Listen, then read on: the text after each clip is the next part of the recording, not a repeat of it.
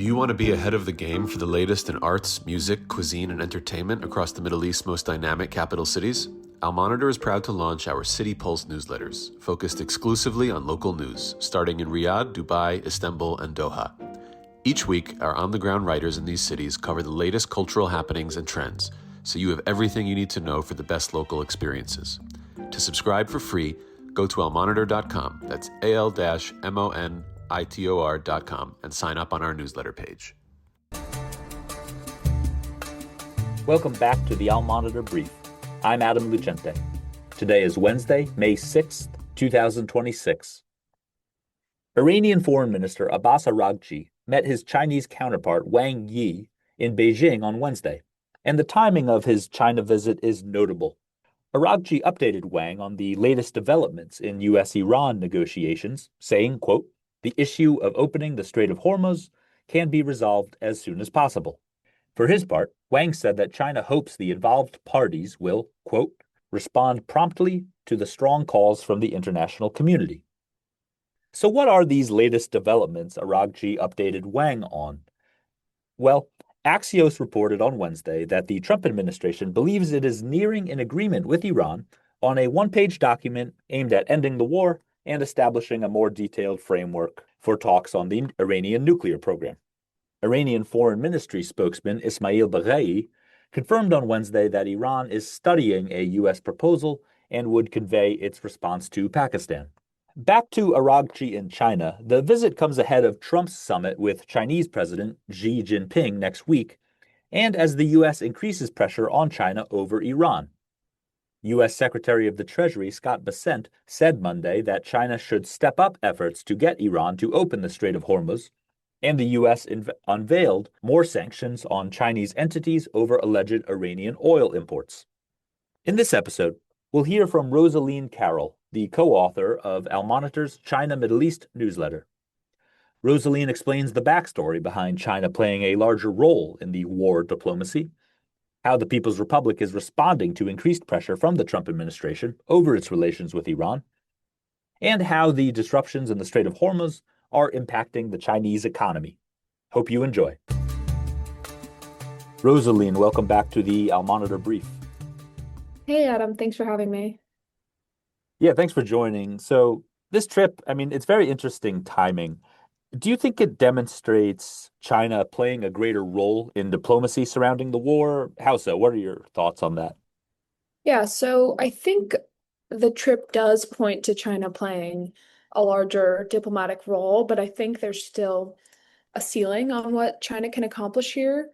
The timing of it all, the meeting between Araghchi and Wang coming right after Trump's pause of the military operation in the Strait of Hormuz and Trump's comment that there has been, quote unquote, great progress towards a deal with Iran, that all suggests that China may have had a hand in nudging Iran towards engagement, or at least keeping talks moving. And China has leverage. China can apply pressure. It has outsized economic leverage over Iran. Iran is under great economic strain at the moment, and it has political leverage. But presently, China isn't really acting as a mediator in the way that Pakistan is. It's not trying to impose terms or broker a deal directly. It's more that I think Beijing wants to keep channels open, encourage talks, and prevent escalation that could disrupt energy markets and trade further. And just as a quick follow-up, what do you think China's ideal outcome would be? Would it be kind of just the short-term deal ending the standoff over Hormuz, or is there something else they're seeking? I think a deal that stops hostilities would be, and reopens Hormuz would be the top priority. I think ideally Iran's government would stay in place and there wouldn't be any disruption to that because China benefits a lot from that relationship. But I think probably reopening the Strait of Hormuz is at the top of China's mind right now, and then preserving its relationship with Iran in terms of oil is also important. Yeah, that makes sense. And kind of related, how has China responded to U.S. pressure on its ties with Iran? There's been some sanctions recently. There were comments from Scott Bessent that I mentioned in the intro. What's China's reaction been to all that? A good question. So if you look at China's readout from the meeting between Wang and Araghchi, there's a line where Wang says persisting in negotiations is important. And like you mentioned, that came right after Scott Bessent's comments. So I think it's fair to say that US pressure is playing a role. It's definitely part of the backdrop here. Plus, you have Trump expected to travel to China next week, and Beijing wants that meeting to go ahead and wants that meeting to go well. They don't want any more trade disruption, whether with the US or with other countries.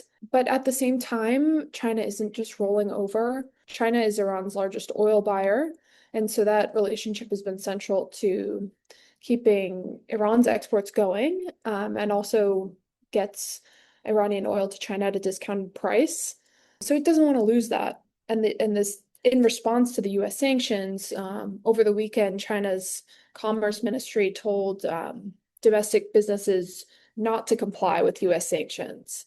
And these sanctions were targeting 5 Chinese oil refiners linked to Iranian crude oil imports. So it did that using a relatively rarely used legal mechanism from, I think, 2021 that's meant to sort of push back against what Beijing sees as unjustified US sanctions.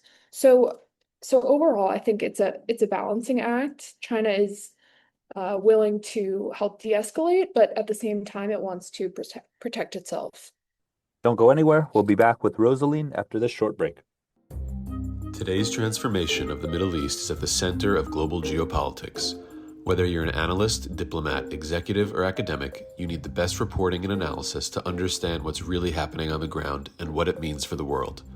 Al Monitor is the award-winning independent leader in Middle East news. From Riyadh to Beirut, Abu Dhabi to Doha, and Baghdad to Tehran, our team of over 100 expert journalists report daily on the top stories driving the regional trends.